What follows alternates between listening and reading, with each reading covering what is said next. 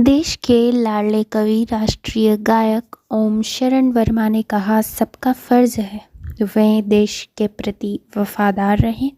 राष्ट्रभक्तों से ईश्वर भी प्रसन्न होते हैं, इसलिए जहाँ भी रहो वतन परस्त होकर रहो। वर्ल्ड मीडिया इंटरनेशनल चीफ राजकुमार हंस को दी गई महत्वपूर्ण मुलाकात की दूसरी किश्त इस प्रकार है। वैसे तो रफी साहब ने जितने भी गीत गाए हैं वो दुनिया के तमाम गाने वालों के लिए एक संदेश है। बहुत अच्छी बात कह रहे हैं आप। हाँ, कि कोई भी गीत अगर आपको गाना है तो उसके शब्दों में, उसकी लिटरेरी में आपको इन्वॉल्व होना पड़ेगा, उसमें डूबना पड़ेगा। और ये चीज रफी साहब से मैंने सीखी कि वो जिस भी अंदाज के गाने को गाते थे, वाह वाह, वही अंदाज की झलक उसमें पाई जाती थी। इसीलिए लोग उनके दीवाने रहे। और उनकी आवाज जो परमात्मा ने दी थी, ऐसी मखमली आवाज, निर्दोष आवाज। किसी की आवाज में खराश होती है, किसी की आवाज में खर्च का स्वर साफ नहीं होता, किसी की आवाज में ऊपर तार सब तक का स्वर क्लियर नहीं आता। लेकिन वाह वाह, परमात्मा ने मोहम्मद रफी को पूर्ण गायक कलाकार का दर्जा दिया।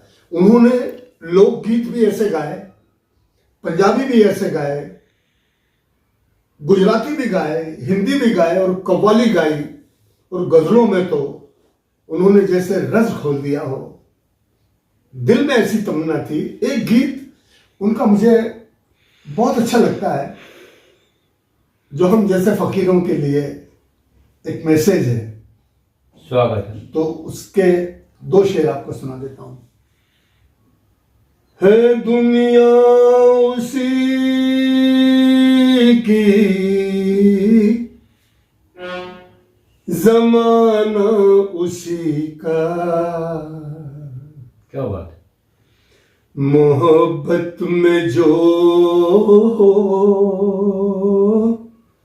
गया हो किसी का, है दुनिया उसी की, जमाना उसी का।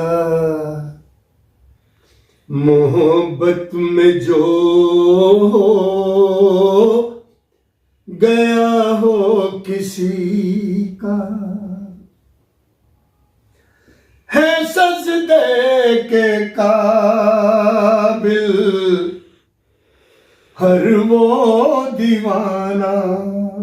वाह वाह, क्या बात है सजदे के काबिल हर वो दीवाना, कि जो बन गया हो तस्वीरें जाना। क्या बात। करो एहतराम उसकी दीवानगी का। मोहब्बत में जो गया हो किसी का, है दुनिया उसी की, जमाना उसी का। मोहब्बत में जो गया हो किसी का। क्या बात। आपने आज के साक्षात्कार में बताया कि आपके मुन्ना जो कि बोल नहीं पाता था, तो वो जय शिव बोलने लग गया। एक आपकी तमन्ना ये पूरी हो गई। हाँ, इसका मतलब यह है कि ईश्वर के चमत्कार और शिव जी के चमत्कार आपको देखने को मिले। हम उनको नमस्कार करते हैं, शिव जी को। भोलेनाथ भगवान मुराद सबकी पूरी करते हैं। दूसरी आपकी मुराद ये रही कि आप गुरु मोहम्मद रफ़ी जी को बनाएं और वो भी आपकी मुराद मनोकामना पूर्ण हो। पूर्ण हुई। तो इसका मतलब अच्छे दिल से जो सोचता है वो पूरा होता है। संकल्प शक्ति अच्छी होना चाहिए। अब इस इंटरव्यू को हम और रोचक बनाना चाहेंगे।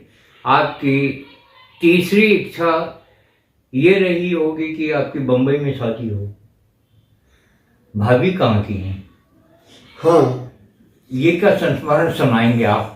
हाँ, या हम इसमें भाभी की तस्वीर दिखा रहे हैं आपको जो महाराष्ट्र की हैं, और ये रोचक संस्मरण सुन रहे हैं हम हमारे ओम भैया के मुंह से। बताइए। कदम चूम लेती है खुदा की मंजिल, हाँ। कदम चूम लेती है खुदा की मंजिल, अगर चलने वाला हिम्मत न हारे। वाह। हम कलाकारों का तीर्थ तो मुंबई है, हाँ। तो परमात्मा ने ये देख लिया कि ये लड़का बंबई अगर इसको नहीं अपन ने भेजा तो ये हमेशा बेचैन रहेगा। तो परमात्मा ने मेरा जोड़ा बंबई में रहने वाली मेरी श्रीमती, उनके साथ परमपिता परमेश्वर ने मुझे जोड़ दिया, ताकि मध्य प्रदेश और महाराष्ट्र की राजधानी बंबई फिल्म लाइन से, क्योंकि बॉम्बे में एक दिन 2 दिन में कुछ नहीं होता। क्या नाम है भाभी जी का? इनका नाम है रंजना। ये देखिए, ये भी मुराद आपकी पूरी हुई। अब एक प्रश्न और है। अब आप परमात्मा से क्या मांग रहे हैं? आप इस समय क्या मांग रहे हैं? इस समय मैं एक ही बात चाहता हूं, तमाम मेरे देश के देशवासियों के लिए। मैंने सभी धर्मों के लोगों को एक ही बात मेरे कार्यक्रम में कहता हूं, जहां भी रहो, जिस हाल में रहो, आप मस्त रहो। शर्त इतनी है कि वतन परस्त रहो। जिसके दिल में देश का प्रेम नहीं है, मैं उन नादानों को कहता हूं कि जहां जन्म लिया है, जिस माटी में पले हो, बड़े हो, उसके प्रति वफादार रहो।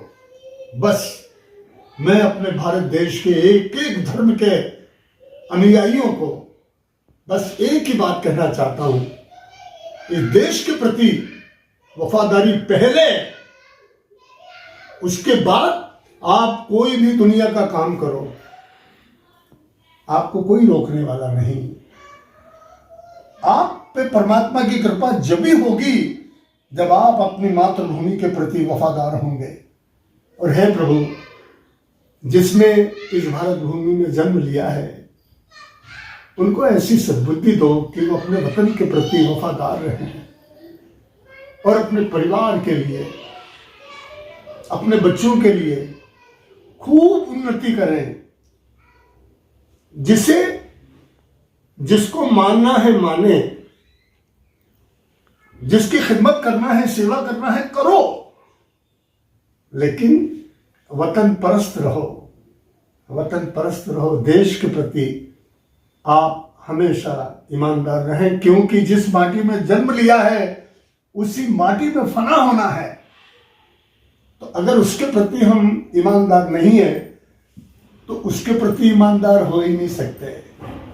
मैं कलाकार हूं, फकीर हूं, मेरा यही संदेश है। आपको आज तक सरकार से कोई मदद मिली?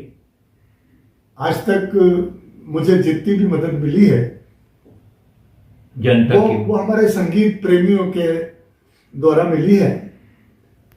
और सरकार से मैंने कभी भी किसी मदद की अपेक्षा नहीं की। कितनी उम्र है आपकी? अभी मैं देश के प्रधानमंत्री से 2 महीने बड़ा हूं। देश के प्रधानमंत्री नरेंद्र मोदी जी, जो भी के एक कवि हृदय हैं, उनसे 2 महीने बड़े हमारे ओम भैया हैं। और ओम भाई ने हमारे मालवा के नाम को सारे भारत में प्रतिष्ठित किया है। हम आपके साक्षात्कार को आगे बढ़ाते हुए यही कहना चाहेंगे, आपकी मनोकामनाएं पूर्ण हो। और किसी कवि ने कहा है, पैसा नहीं है, पैसा नहीं है कफन के लिए, जान दे देंगे प्यारे भारत वतन के लिए। यहीं हम इस साक्षात्कार को समापन की ओर ले जा रहे हैं। उसके पहले चार लाइनें, 4 पंक्तियां हम आपसे सुनना चाहेंगे जी। स्वागत। ये हमारा सौभाग्य है कि सभी ऋषि मुनि, साधु संत, सन्यासी, भविष्यवाणी वक्ता सबने कहा कि भारत विश्व गुरु बनेगा। मेरे अंतर्मन की 4 लाइनें सुनिए। प्रगति पथ पर कदम बढ़े हैं, पीछे नहीं हटाएंगे। क्या बात है। प्रण के पक्के, लगन के सच्चे, हम खुशहाली लाएंगे। है हमारी जान प्यारा हिंदुस्तान। क्या बात है, वाह वाह, क्या बात है, वाह वाह। है हमारी जान प्यारा हिंदुस्तान। प्रगति पथ पर कदम बढ़े हैं, पीछे नहीं हटाएंगे। प्रण के पक्के, लगन के सच्चे, हम खुशहाली लाएंगे। है हमारी जान ये प्यारा हिंदुस्तान। अंबर से मोती बरसे, हाँ वाह वाह। अंबर से मोती बरसे, खेतों से सोना पाए। है किसान धरती के बेटे, सबकी भूख मिटाए। मिसाल ऐसी कायम करके जग में नाम कमाएंगे। वाह। मिसाल ऐसी कायम करके विश्व गुरु कहलाएंगे। प्रण के पक्के, लगन के सच्चे, हम खुशहाली लाएंगे। है हमारी जान प्यारा हिंदुस्तान। है हमारी जान प्यारा हिंदुस्तान। वाह वाह वाह वाह। हमारे ओम शरण जी की बेटी, सबसे छोटी बेटी हमारे साथ में है, और आप भी संगीत से, साहित्य से प्यार करती हैं। क्या नाम है आपका? मेरा नाम अन्नपूर्णा है। कैसा लगता है आपके पिताजी संगीत की दुनिया में एक जाना पहचाना नाम हैं, और आपको कैसा लगता है उनकी साहित्य सेवा, संगीत सेवा के प्रति? मुझे तो मतलब यही लगता है, पापा, और मुझे लगता है इस दुनिया की सबसे खुशकिस्मत और लकी मैं ही होंगी जिनको इतने अच्छे माता पिता मिले, और जिन्होंने इतना, जिनके सानिध्य में हमने भजन सुनना, भजन संगीत से प्रेम बहुत रहा हमारे जीवन में, और अभी तक हो ही रहा है।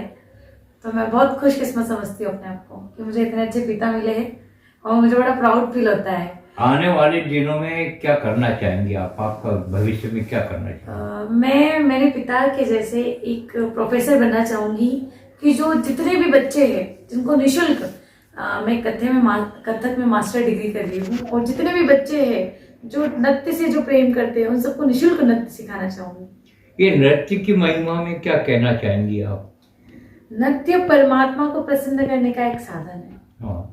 जब हम संगीत के माध्यम से परमात्मा को प्रसन्न कर सकते हैं, तो वैसे ही नृत्य के माध्यम से भी हम परमात्मा को प्रसन्न करते हैं। तो मुझे लगता है कि नृत्य सिर्फ और सिर्फ एक ही माध्यम है जिससे आपको परमात्मा मिल सकते हैं और आप परमात्मा से जुड़ सकते हैं। नृत्य ही एक माध्यम है। ये कथक के बारे में क्या कहना चाहेंगे आप? क्या बताएंगे हमारे दर्शकों को? कथक एक बहुत ही अच्छा अनुभव है। जब कोई भी विद्यार्थी कथक के विषय पर चर्चा करता है तो कथक अपने आप में नव रसों का एक संपूर्ण रस है। वो खुद ही अपने आप में एक रस है। और कथक नृत्य में तमाम उन गुरुओं का और जितने भी बड़े बड़े कलाकार हैं उन सबका आशीर्वाद है कथक को। तो कथक तो अपने आप में ही एक बहुत ऊंची प्रतिष्ठा है, उसके बारे में मैं क्या ही कहना चाहूँगी। अपने दर्शकों से हम कहना चाहेंगे कि वो अपनी प्रतिक्रियाओं का, आपकी प्रतिक्रियाओं का स्वागत है। अपनी प्रतिक्रियाएं भिजवाएं और कलाकारों के मनोबल को बढ़ाते रहें। सरकार से भी हमारा आग्रह है कि भारत की सरकार, केंद्र सरकार और हर राज्य सरकारें एक सर्वे करें कलाकारों का और ऐसे अभावग्रस्त कलाकारों को भरपूर वो मदद करें जिससे कि कला का विकास हो। हम यही कहना चाहेंगे। जय भारत, जय हिंद, नमस्कार।